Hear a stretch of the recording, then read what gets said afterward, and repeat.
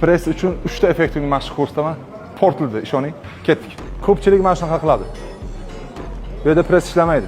Ta'zi qatlayapsa, bizaga mana bu joy qatlanishi kerak. Mana mishsa ishlash kerak. Va texnikasi bilan ishlang. Ana. Siqasa sekin qo'yib yuborasiz.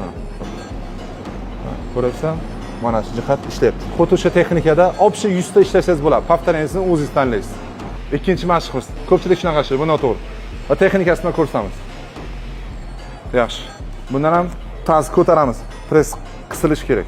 Bundan ham 100 ta ishlaysizlar, общий podxodlarni o'zingiz bo'lib olasiz. 3-chi press biz crossoverda ishlaymiz.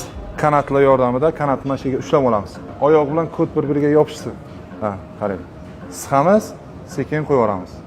Siqamiz, sekin qo'yib yuboramiz. Kod turib ketmasin, dakansa cho'zilib ketish shart emas. Bu yerdan ham qaranglar, mana press ishlayapti. Mana shu press mashg'ulotlarini trenirovkalaringizga qo'shib qo'ysangiz bo'ladi, effektiv zo'r. Sizga yana qaysi muskulga to'g'ri texnikada ishlash kerak bo'lsa, kommentariyada yozib qoldiring.